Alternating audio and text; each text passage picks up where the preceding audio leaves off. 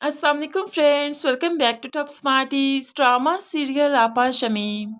बेशक ये हकीकत है कि जब बात अपनी औलाद पर आ जाती है तो फिर बहन भाई, यहाँ तक कि कभी कभार तो माँ बाप भी नज़र नहीं आते। अब यहाँ पर मुनव्वर को अपनी औलाद की पड़ी है तो मुनव्वर के बड़े भाई को अपनी औलाद की। अब यहाँ पर बड़ा भाई छोटे भाई के पास आ ही गया, क्योंकि छोटे भाई ने हमेशा ही हुक्म माना है, बात मानी है, इसलिए आकर हुक्मन कहने लगा, अपनी बेटी को ज़रा तमीज़ दो, हमारे घर का माहौल खराब कर रखा है उसने। कशरफ में ज़रा अकल नहीं, शमीम की आगे बोलती है, बहन भाइयों को अलग करना चाहती है। तो यहाँ पर मुनव्वर कहने लगा, माफ़ कीजिएगा भाईजान, आपकी वजह से बहुत कुछ बर्दाश्त कर रहा हूँ, लेकिन कभी आकर आपके सामने ज़बान नहीं खोली।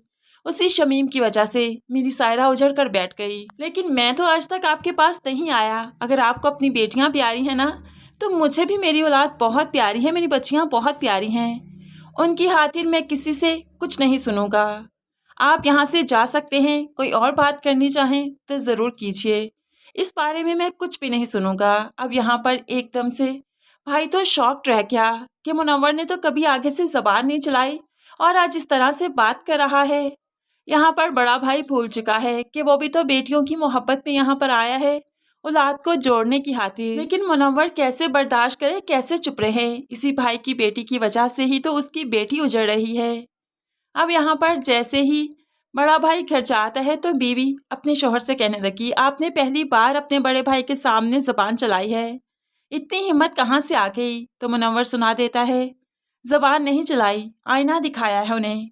मेरी बेटी के साथ जो कुछ हुआ, क्या मैं बोल भी नहीं सकता था? मुझे अपनी बेटियों से बढ़कर कोई रिश्ता अजीज नहीं। दूसरी तरफ अब्दुल बारी घर के हालात से परेशान है, लेकिन यहाँ पर असल परेशानी तो तब आएगी जब शमीम के क्लिनिक पर पुलिस आ गई, क्योंकि जब शमीम के क्लिनिक से गलत दवाइयाँ दी गई थी तभी ही किसी ने कैप्चर कर लिया था और फिर रिपोर्ट दर्ज करवा दी थी। ऐसे ही पुलिस अब शमीम का पीछा करते हुए क्लिनिक तक आ पहुंची।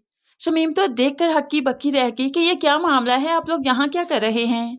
तो यहाँ पर इंस्पेक्टर कहने लगा, आप बगैर लाइसेंस के ये क्लिनिक चला रही हैं, आप तो प्रॉपर डॉक्टर भी नहीं, आप कैसे क्लिनिक चला सकती हैं? लोगों की जिंदगियों से खेल रही हैं। हमारे पास आपके खिलाफ अरेस्ट वारंट है, आपको हमारे साथ चलना होगा। यहाँ पर शमीम चाहकर भी कुछ ना कर पाई, आखिरकार पुलिस के साथ तो जाना ही पड़ा। जाकर बाप को कॉल की तो बाप भी जल्दी से भागता हुआ बेटी के लिए आ ही गया। यहाँ पर आते ही लेडी कांस्टेबल ने बता दिया कि आपकी बेटी के खिलाफ पर्चा दर्ज किया गया है कि ये प्रॉपर डॉक्टर नहीं, लोगों की जिंदगियों से खेल रही है, इसके पास कोई लाइसेंस नहीं है, कोई प्रॉपर डिग्री नहीं है।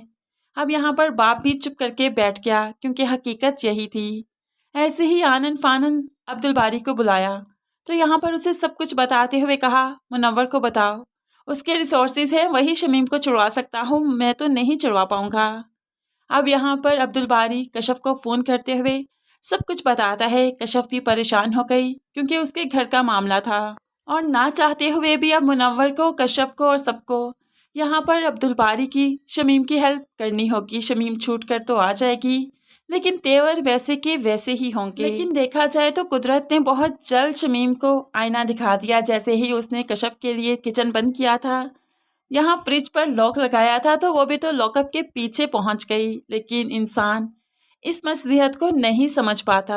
दूसरी तरफ शुमाइला तो पूरे घर की मालकिन बनी बैठी है, सारे काम अपने हिसाब से मैनेज करती है, नौकरों पर हुक्म चलाती है। आरफा बेगम चाहकर भी कुछ नहीं कर पाती सिवाय रज़ा के सामने शुमाइला की शिकायतें लगाने के। लेकिन रज़ा भी माँ की एक नहीं सुनता, क्योंकि उसे जो करना था, जैसे करना था कर चुका। अपनी बीवी को भी इस घर में ला चुका, बेशक झूठ बोलकर ही सही।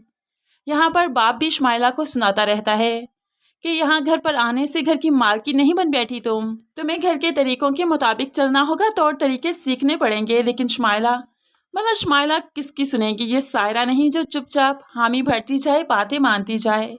आखिरकार इन सब के साथ यही तो होना चाहिए था, सिर्फ एक सिवाय सुसर के बाकी सभी तो खिलाफ थे सायरा के। सास और रज़ा को अब नाको चने जब आएगी शुमाइला, तभी तो कदर होगी सायरा की।